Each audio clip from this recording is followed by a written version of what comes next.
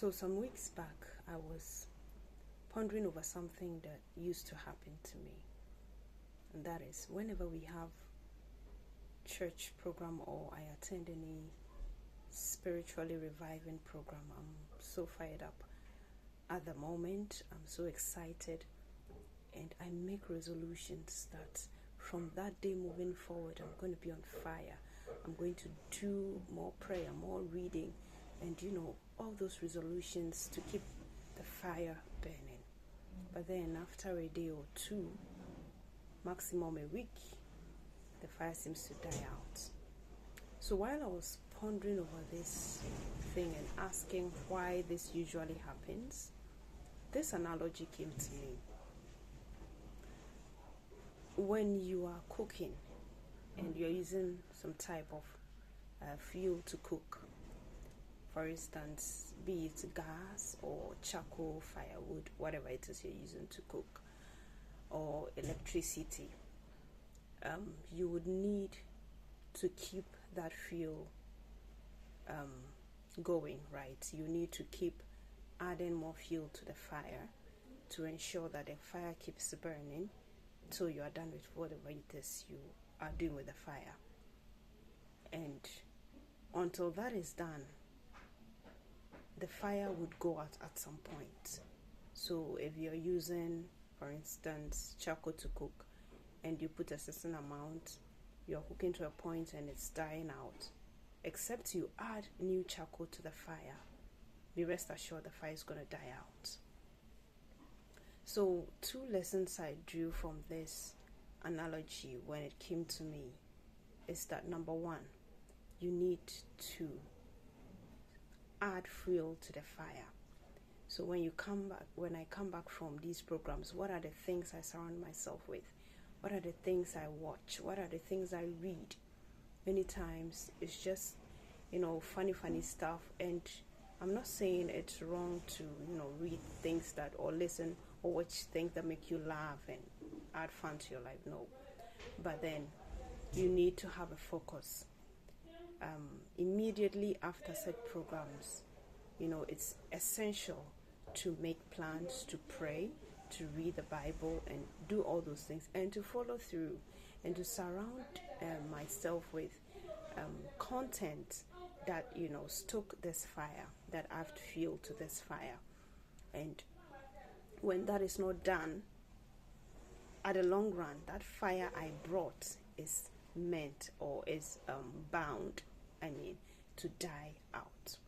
And so number 1 is supplying the fuel constantly to the fire to ensure that the fire keeps burning. Number 2 is to make sure you are supplying the right kind of fuel to the fire.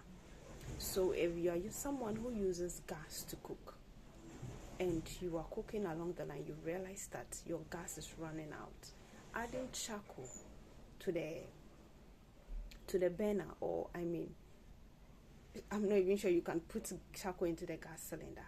So trying to add charcoal is not what is going to sustain the fire, because the fire is not powered by charcoal, it's powered by gas, and so you need gas.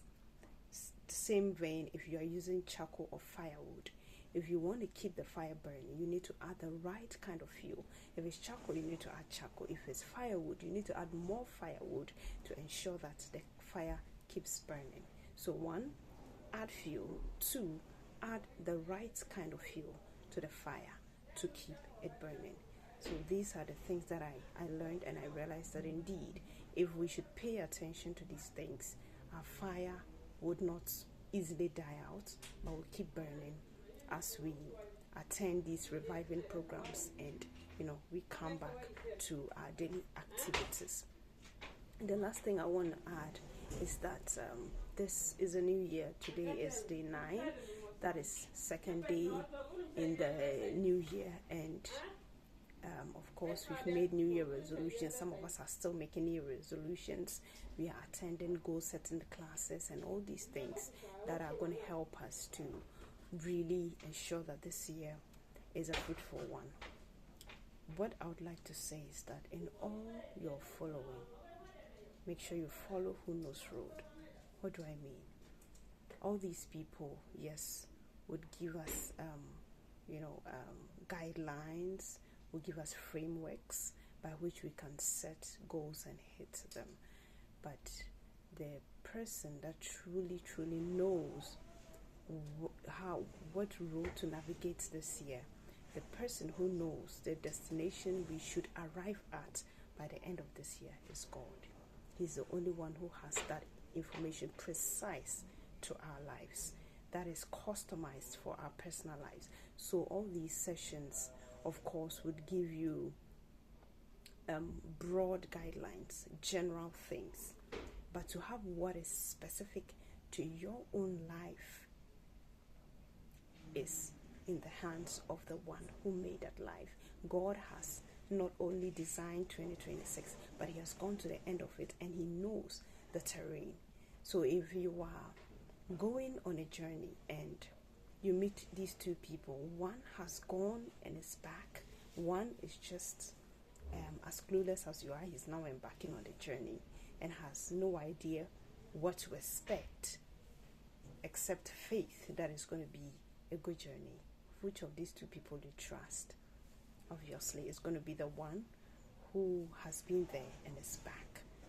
So basically, all I'm saying is that God is the only one who knows the specifics of our personal lives.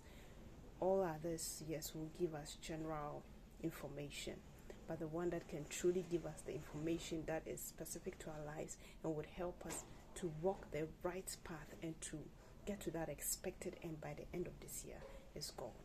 So in all your following, make sure that God is at the head of everything you're doing.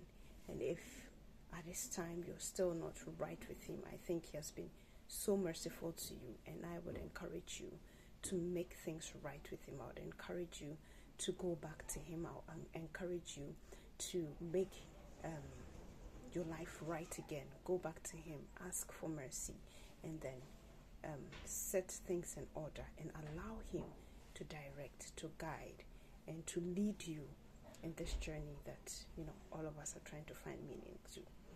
So on this note, I want to tell you once again, Happy New Year, and I pray that this year will be nothing short of the best for you. God bless you and keep you.